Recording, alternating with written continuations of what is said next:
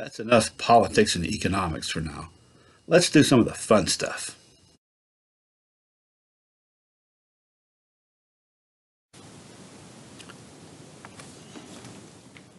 The way Americans entertain themselves changed dramatically over the course of the Great Depression. In fact, we're going to take a look at several different types of media from the time and kind of trace it a little bit to see how those changes occurred and what kind of changes they were. So first we're going to look at movies.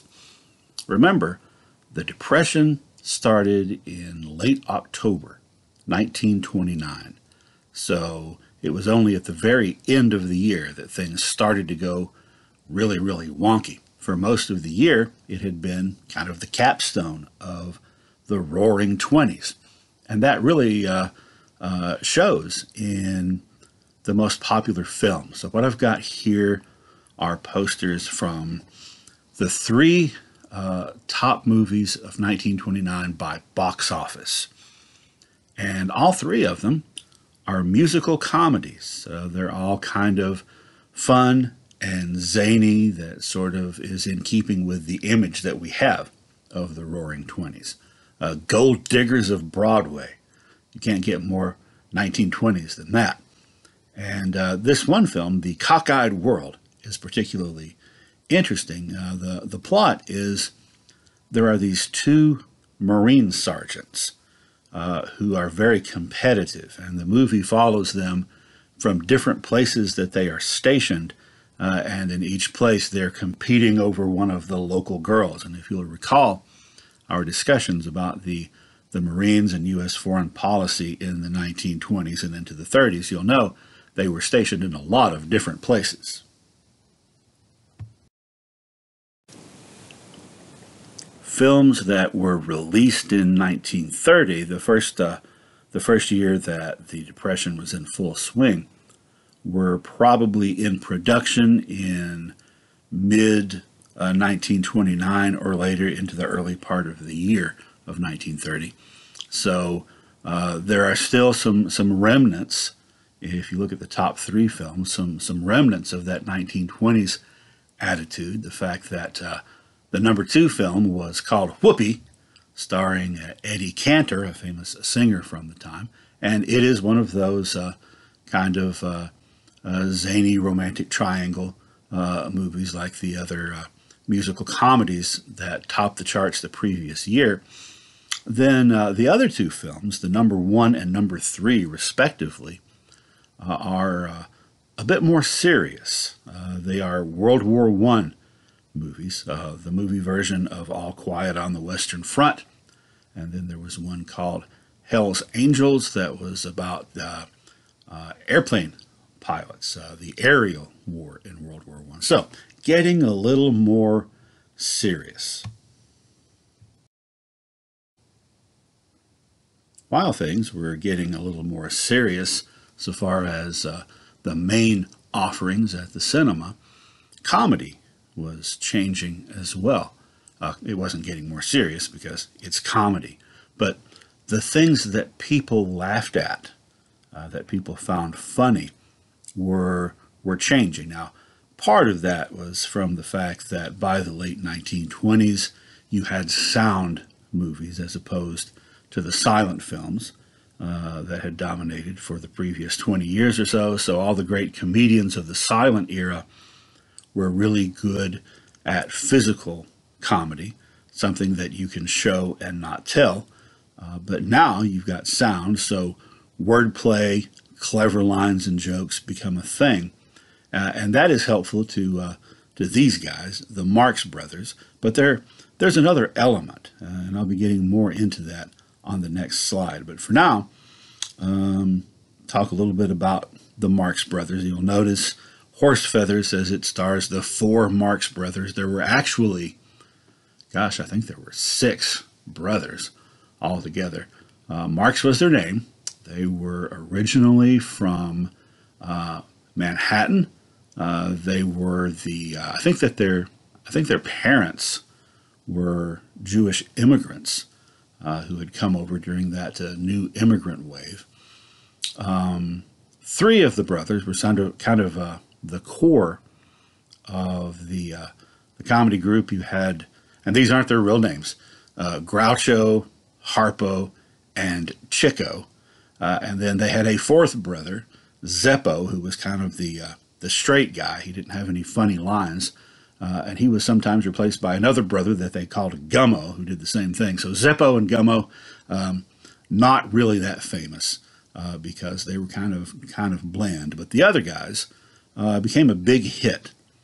First, actually, on Broadway, musical comedy The Coconuts in the late 20s that was made into a movie. And then there were a whole series of films starring the Marx Brothers. And what would happen, usually, is that Groucho would play kind of a conniving type of guy, very funny, very sarcastic, but usually up to no good. And the other two guys would wind up one way or another being his sidekicks, and they would get involved in various shenanigans, often involving upper class people, the hoi polloi, as it were. Often the brothers were trying to help some up and coming person, like a theater performer or something like that. But it all involved basically disrupting the status quo and directing particularly the sharp wit of Groucho toward some of the more haughty and arrogant upper class characters. So I'm including a link to a couple of scenes from Marx Brothers movies so that you can get an idea of what I'm talking about. Have you ever heard of the Three Stooges? Certainly. I thought so. Well, the Three Stooges, similar in some ways to the Marx Brothers, and in some ways almost the opposite of them. A comedy trio, again, like the core group of the Marx Brothers, and also New Yorkers, and also, like the Marx Brothers, Jewish American. They actually were from the Flatbush area of Brooklyn, at least the Howard brothers were. So the Three Stooges, you've got Mo Howard, you've got Larry Feinberg, who was not related to the others and who was, I think, originally from Philadelphia. And initially, you had Moe's brother Shemp Howard as the third member. When the trio were first making their way and sort of being involved in the vaudeville circuit, performing on stage, then before they got their break on film, or actually right after their first break, Shemp left to go and try to be a star on his own, and they replaced him with the other Howard brother, Jerome, alias Curly. So Howard, Fine, and Howard. Curly, later on, after about 17, 18 years, had a serious stroke, and Shemp came back and replaced the brother who had replaced him for the later appearances. So, by the way, Mo Howard, Larry Feinberg, and Shemp Howard, their real names were Moses Horowitz. I'm sorry, it was Howard Fine and Howard. Their real names were Moses Horowitz, Larry Feinberg, and Samuel Horowitz. So they had Americanized their names like a lot of Jewish performers did in that era due to the anti-Semitism that was so rampant. Now, unlike the Marx Brothers, they didn't, at least not for a long time, have full-length feature films. They had shorts, 10, 15, 20 minutes long, one-reelers, that very quickly put them in some kind of situation where they would create havoc and chaos. Much like the Marx Brothers, they would often find themselves in an upper-class world and turn things upside down. Unlike the Marx Brothers, there was not as much verbal comedy. This was a lot more physical and slapstick, although there were some puns, but Some people would consider the Three Stooges less, well, more lowbrow than the Marx Brothers. Personally, I like them both. Now, you may notice here that in addition to these performers, I've got a picture of Bugs Bunny from Looney Tunes, and that actually is part of the theme that I'm building here. Cartoons were also changing. Before, in the late 19-teens, when they first started having animated films, short animated films with the same characters in them, like Felix the Cat was one of the first. And then later into the 1920s, when you had Mickey Mouse, who first appeared in 1928, and later Popeye, those characters were mostly portrayed as very heroic. And there were funny things that happened kind of along the side, but you didn't have a lot of jokes. You couldn't, because they were silent in the 19-teens and 1920s. But you also, sort of the plot was an adventure, kind of like a straightforward adventure. And if you watch some of those early Mickey Mouse and Popeye cartoons, you'll see that. However, by the late 1930s, and this really started with the Warner Brothers cartoons. They're the ones who did Looney Tunes. I'll take a moment to explain this in case you're not aware of how it worked. Every movie studio had their own set of cartoon characters, and they would do a cartoon short that would accompany every feature-length movie that studio made. So when you'd go to the movie theater, back then you would see a newsreel that would give you kind of the highlights of the news, and then you would see a cartoon before the movie. And the cartoon characters would be the ones owned by the producers of the movie. So Warner Brothers had Looney Tunes. Disney, of course, had Disney. Universal Pictures had Woody Woodpecker and Andy Panda and those characters, Chilly Willy the Penguin. MGM had Tom and Jerry, and so forth. Well, characters like Daffy Duck and then a little bit later Bugs Bunny were a different kind of cartoon character. They got imitated later from the other companies, but essentially, I mean, I know you've all seen some of these cartoons probably.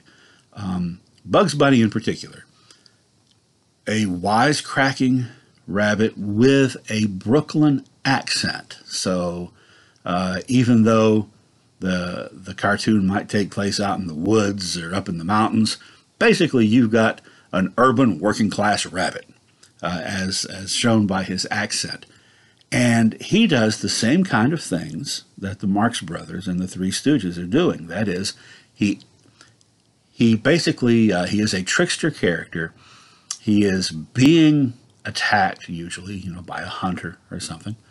And he turns everything around, turns everything upside down on them, and ridicules them and makes them appear very, very small in the tricks that he pulls on them. And essentially, even though he is supposed to be the helpless one in the scenario, he gets the upper hand. And that really comes down to the change that I was talking about that takes place with comedy, whether it's live action or animated, over the course of the Depression, starting right in the early 30s and getting more so as that decade went on and went into the 40s. That is, what people found funny was seeing working class characters upending the kind of the haughty upper class people. Now, this is the Depression. A lot of working class people they may have been working class, but they may not have been working because unemployment was so high. And a lot of them had took a very dim view of Wall Street and of bankers and of the people in charge of the status quo. So they were enjoying now this new kind of loud, boisterous, raucous comedy that upended the status quo.